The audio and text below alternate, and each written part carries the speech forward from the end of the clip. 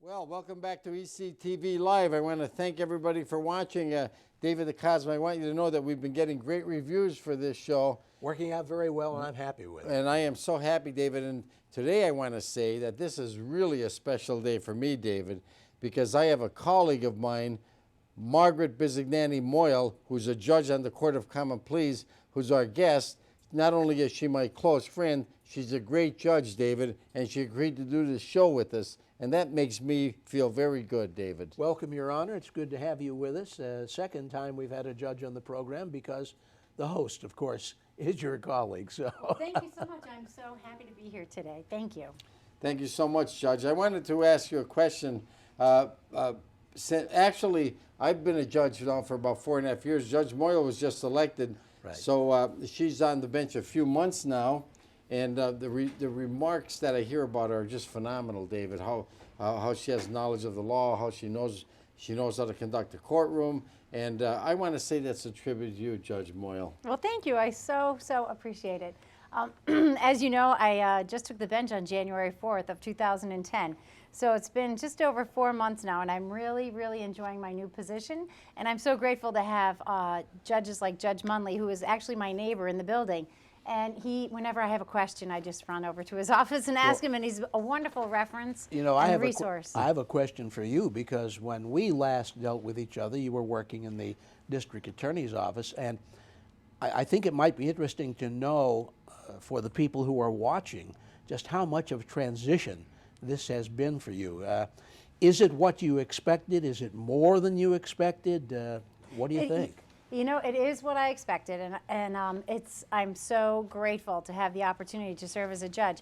I served as an assistant district attorney for more than 22 years, and between here and Miami, Florida. And presiding as a judge, of course, is a big change. It's a totally different, I have a totally different perspective now in the courtroom. And Tom knows that as well, because he served as a criminal defense attorney for decades. So when all of a sudden now you're up on the bench and you're looking down at the litigants, it's interesting how what a different perspective you have. But I absolutely am enjoying it. I'm thrilled to be doing it, and I love it. And the background actually helped you in terms of making the transition? Absolutely, because I'm a courtroom attorney. I was in court every day for the past 22 years, so you become intimately familiar with what all the different roles of the different individuals in the courtroom are, especially the court. So it's really nice. I'm really enjoying it. And David, see, Judge Moyle is a trial attorney, and that helps a lot now that she's on the bench, because when lawyers are in there arguing about objections and motions, Judge Moyle's already familiar with it because she's done it all the time for the last 20-some years. This is going to be interesting with both of you being jurists and I, a former reporter, because I was in the courtroom probably as much as any judge or any prosecutor through Luzerne County and Lackawanna over, well, 50 years in broadcasting. And it's interesting from my perspective to see certain things. First of all, you mentioned the work you had done in Florida, too. Is there a big difference? We all think courtrooms are the same, but that's not really the case necessarily, is it? The big difference between Miami, Florida, and Lackawanna County, first of all, the most obvious difference is volume. The sheer volume of cases. As an assistant district attorney in Miami, Florida, we were handling in the felony division about between 43 and 48,000 felony arrests a year.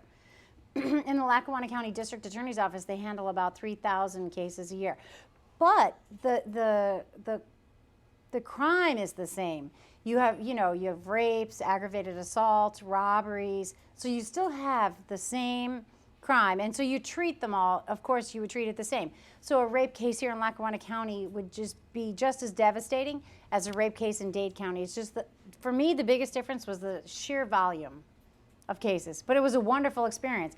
I'm so glad that I had the opportunity to practice in both jurisdictions, because you get an appreciation. Each jurisdiction has its pluses and each jurisdiction has its minuses, you know. Judge, there's something about being back here in this area, though, isn't it? Just I love it. Don't you love it with your hometown, Scranton area? Tell me something about that. You know, I absolutely love living here. I'm from here. I grew up right in South Side, and my whole family is from here. My parents are from here. My grandparents are from here. And I lived in Washington, D.C. for almost 8 years. I went there for undergraduate and for law school. And then I stayed for a period of time after I graduated from law school. I loved living in Washington, D.C. And then my husband and I lived in Miami for 10 years. And we moved back here because this is where we wanted to live. I have my husband and I are very fortunate. We have 5 children, and this is the best place, in my opinion, to raise a family. And I'm so grateful that we had the opportunity to come back to Lackawanna County. We had to wait for there to be an opening for my husband to transfer because he works for the federal government. So it took a couple of years for him to be able to secure a transfer. But when he did, we came back to Lackawanna County, and I don't want to live anywhere else. I absolutely love it here. The people here are so wonderful. I think the people of northeastern Pennsylvania are unlike people anywhere else in the world. Genuinely nice people here, friendly. That's what I missed when I lived in Miami and in Washington, D.C. You know what I love about this area, and I'm sure David could echo what I'm saying. Just walking down the street, it doesn't matter if you don't even know the people. Everybody says hello to you. That's true. I mean, if I'm walking down the street at lunch hour, people I don't even know, I'll say hello 10 times before I get to the restaurant. That's like 4 blocks from my chambers. No, it's absolutely true. And in this town, I always say you can't go to the grocery store without bumping into people that you know. And you know, when we lived in Miami, we owned our own, one of the homes that we lived in, we owned it for 7 years. And the grocery store was only about a mile away. And in all that time that I went to the grocery store, I never once ran into someone that I knew. It was so different living in a major metropolitan area. You just felt that you weren't in touch with the community. You didn't know a lot of people. Sure. So this in area all fairness, though, a lot of retired people from this area wind up in Florida. Yes, there's a lot of transient population, and that people who don't live there year round. And that's only for the climate. That's why they moved to Florida, because they don't like the cold weather. Right, and believe me, the winters in Florida are beautiful. They really are. It was interesting when Judge Munley told me that he had managed to talk to you about coming on to the program. I'm always concerned about having some props to show because some of the guests have specialties, and we like to show off those specialties. Being a courtroom that is your realm of existence, it's a little more difficult, and yet you brought the robe itself in as a prop, if you will, which suggests to me that the robe has perhaps more significance than just that particular dress that you wear while on the bench. What in fact is the significance of the robe? And the robe is here, and Judge Moyle will address it, but this is the robe that judges wear when they go on the bench, David. All right. Judge Moyle? When back in the infancy of our country, we were still a British colony, and at that time, the legal system, the judges in the legal system in the early days of the United States, back when we were still just the 13 colonies, mimicked they mimicked what the judges in Great Britain were wearing, the powdered wig and the long black robe. And over time, of course, as we've become a more modern society, the judges now traditionally still wear the black robes, but of course we've abandoned the powdered wigs. So it dates back actually to British law. Exactly. And it's interesting, you see now most judges throughout the country wear the traditional plain black robe.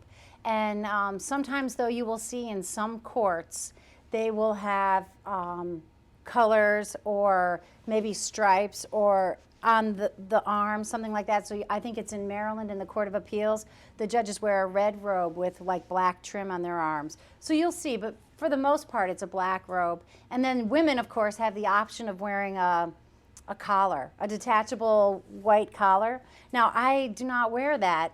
My robe comes up to just right on the first button of my shirt. So I could choose if I wanted to put a detachable collar on, but I haven't gotten around to that yet. And when we picture a judge, we picture a robe and usually a gavel in hand. Does the gavel have any significance? Well, maybe, Dave, I could answer that if I may.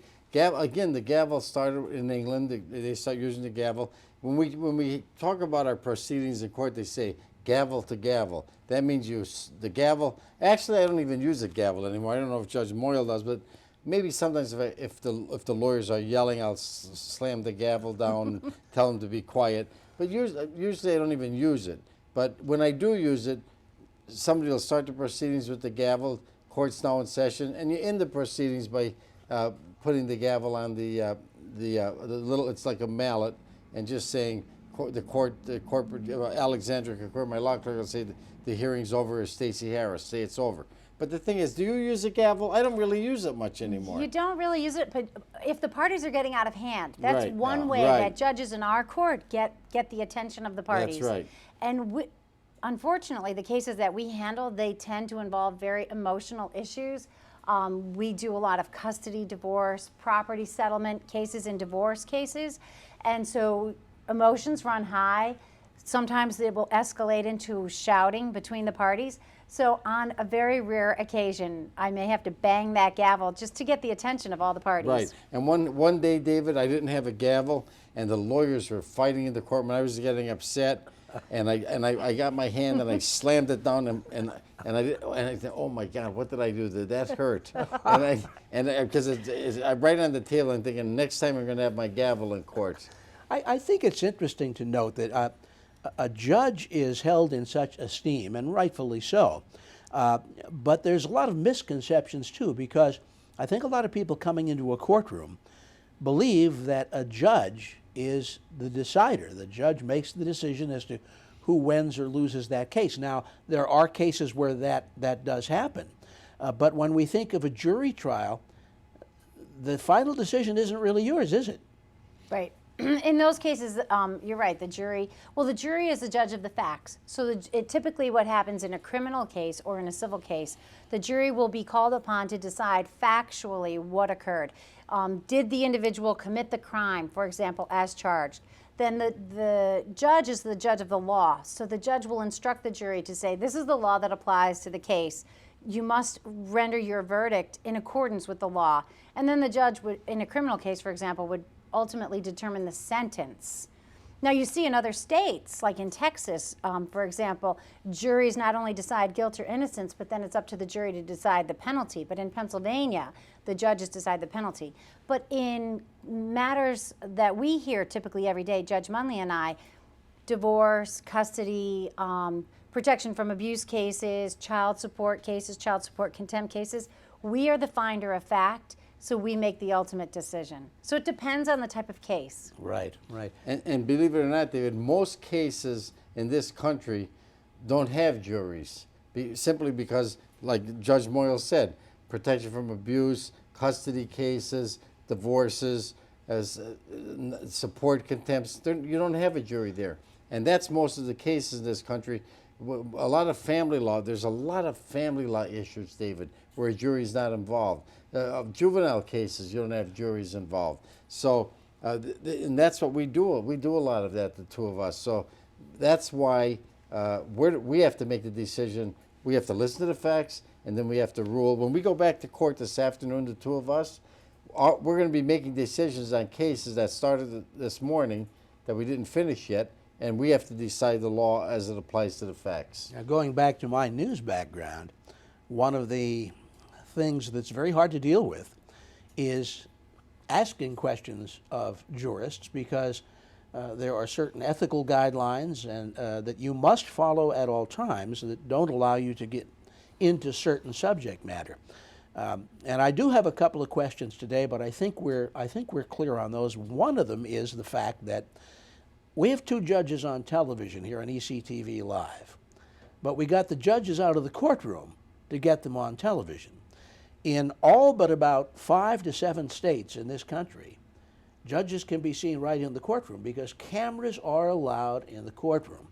Now, I understand that's not your decision. That is a state decision, I guess, legislatively and ultimately even from a state court point of view. But what are your general thoughts on the possibility of cameras in courtrooms here in Pennsylvania? You know, it's interesting that you should say that because I practiced in a jurisdiction where cameras were allowed. Yes. In Florida, cameras are permitted in the courtroom, and actually if you watch court TV or any other show that carries what's going on in court, very often I'll see my colleagues, my former colleagues from Miami, in some major trial, and they're showing it on court TV, gavel to gavel. They'll show the entire proceeding on those shows. So personally, I do not have an objection, or I'm not opposed to the idea of having cameras in the courtroom. I think that there are instances where it should be permitted. The proceedings, for the most part, are open to the public. For example, criminal trials and civil trials are already open to the public. So by allowing the cameras in, I think that that's just another step in that direction. There are times when I think it could be a distraction, and I think that there may have been cases that have played out in history where the cameras maybe became too large a part of the proceedings, and it may have been a distraction either to the jurors who were trying ultimately to decide the case. But for me, I do not have an opposition. In that jurisdiction where the cameras were allowed, did you have a veto over that if a particular case were so controversial, or the nature of it you felt as the jurist didn't lend itself, or was that just automatically allowed? Well, in Florida, like, for example, I practiced in adult criminal court, so it was allowed. Now, of course, there are proceedings, as Judge Munley knows and can tell you as well, that some proceedings are closed to the public. For example, when you have cases involving child dependency or child delinquency, just by their very nature of the proceedings are closed to the public. So in those instances, the cameras would not be allowed. And another thing that I would worry about, if you had a sexual assault trial, you would not want, because normally we protect the identity of sexual assault victims, so of course in those cases they shield the faces of the victims. And was that the case in Florida, where Yes. the Yes. victim would be shielded? Yes. And David, from my point of view, I'm in favor of cameras in the courtroom. And why? Because most people, the population, they think that even in criminal cases, civil cases, they're not allowed in the courtroom. I have had hundreds of people ask me over the last 30 years, maybe even more than that, can I go in the courtroom and watch your case? They had no clue. I said, sure you could. It's open to the public.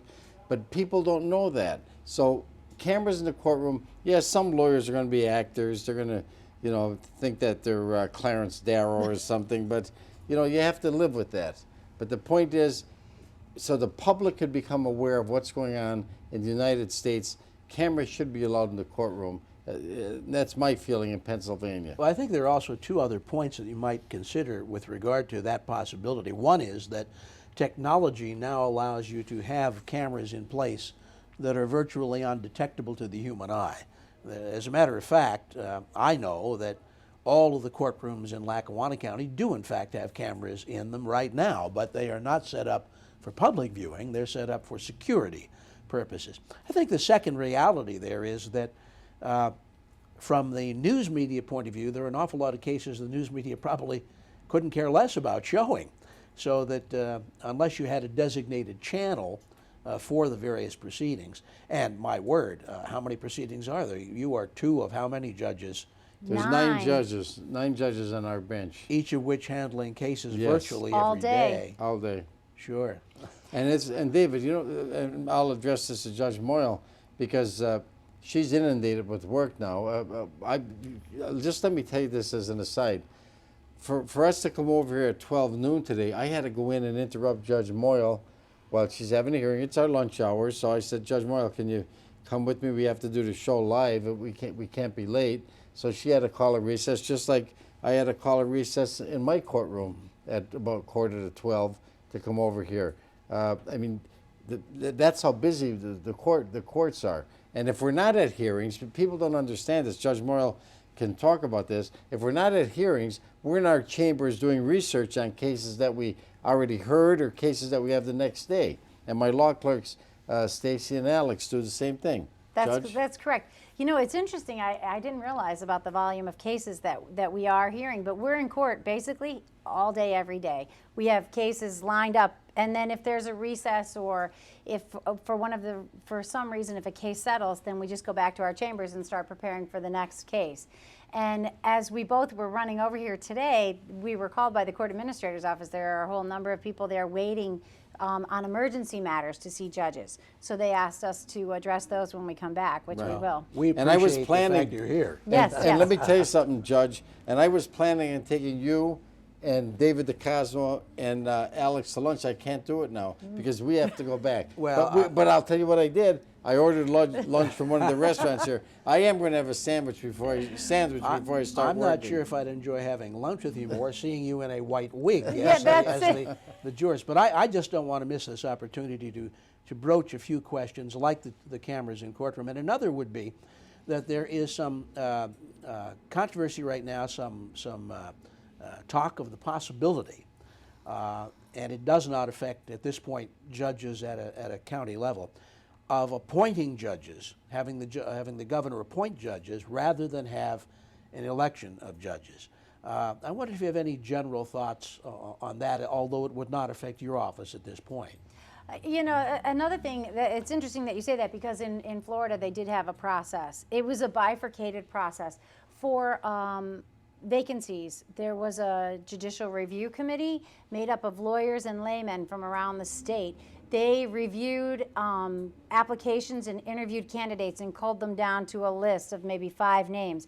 Then those 5 names would be submitted to the governor, and then the governor would appoint judges to fill vacancies. So there is a qualifications process in Florida, but judges are also elected in Florida as well. But interestingly enough, in Florida, judges they do not run for retention, they run for re-election, and lawyers can challenge them. And so if you're a judge and you're running for re-election, you may find yourself running against 1, 2, 3, 4 lawyers who want to take your seat, and you run every 6 years. So you can see every state does it differently. Here in Pennsylvania, judges run for retention at the end of 10 years. Now, my only concern, I would like to see some type of qualification process, especially for the appellate courts, the Superior Court and the Supreme Court, because I think in Pennsylvania, most voters, when they go in to select the appellate court judges, they have no idea who they're voting for. And just in November of 2009, 7 of those vacancies were filled. So 7 appellate court positions were filled statewide. And I can tell by the large amount of voters, it was literally just eeny, meeny, miny, mo. And I don't think that that's an appropriate way to select judges for the appellate courts, because those judges affect the lives of everyday Pennsylvanians. It's just that everyday Pennsylvanians don't realize it. And yet it must be so difficult to run for election as a judge when, again, there are so many categories to which, from an ethical point of view, you're not allowed to comment. Exactly. And I said this when I was campaigning. It's hard to get the voters interested in judicial elections because, for a number of reasons. Because first of all, we would be the only candidates on the ballot that couldn't make a promise that we would lower taxes. we're the only candidates on the ballot that couldn't promise that we'd create more jobs, that we would award contracts. So I actually had a voter say to me on the judicial campaign, on the campaign trail, say to me, "What can you do for me as a judicial candidate?" And my answer was I would promise that I would be a fair judge and that I would dispense justice with honesty and integrity. And to the average voter who does not go to court, most people don't go to court, so it's hard to translate for them, why these races are important to them. It's unfortunate. Well, as we talk now, we've had a real judicial tragedy, if you will, in Luzerne County. There are several judges there who face accusations of wrongdoing. And there's been a tremendous amount of publicity about that situation. And I'm wondering, and of course, again, we don't know how that's going to come out, because they, as myself, as anyone watching, deserve a fair trial for the charges that they face. But most people in the area know that something has happened, and we've seen indications that it's affected their trust of the judicial system. Are you at all, do you feel hurt at all? Do you feel this impact, even up here away from that particular controversy? Do you feel that the public trust is a little shaky? Well, Go ahead. No, go ahead. Maybe I could say something about that, David. Yes, I do feel the public trust is shaky over what happened in Luzerne County. But when you look at our Lackawanna County bench, David, and we deal with cases in Lackawanna County, the public is very satisfied with the job the judges do here. There's not every single judge on our bench. There's 9 judges. We're all above reproach. There's nothing that could be said about the 9 judges here. So the people in our county are in the 4 years and 4 months that I've been on the bench, whatever it is, we have not had one incident where any judge has been attacked in any way whatsoever, David. So that's why I'm proud of the judges like Judge Moyle and the rest of them in our county. I can't speak for Luzerne County. It hurts me, and it hurts Judge Moyle, I'm sure, over what's happening. But it is what it is. I agree. We have an excellent bench here in Lackawanna County. And to be quite honest with you, when I was campaigning last year, a lot of voters expressed their concern. However, since I've been practicing, I have not one litigant who has appeared in front of me has mentioned any or voiced any concern about wondering whether they would get a fair trial. I think the reason is that the bench in Lackawanna County is above reproach, that the people coming before the judges in Lackawanna County know that they're going to get a fair shake. I have one other issue, and I know our time's getting a little bit short now, but as both of you know, we now have a nominee for the United States Supreme Court, and it is a woman. And there are those who would say, and I'm sure you heard it during your campaigning, that we either need more women in judicial positions, or perhaps those who have a different point of view. What are your thoughts as far as the number of women who are becoming involved in the judicial system? I think we need more. I mean, that's why I ran. I was concerned, you know, I said this a million times on the campaign trail. I would never ask anyone to vote for me because I'm a woman. That would be demeaning and degrading not only to me, but to all women. I asked the voters to vote for me because they thought that I had the best qualifications. I don't want to pass. I don't want a free ride just because of my gender.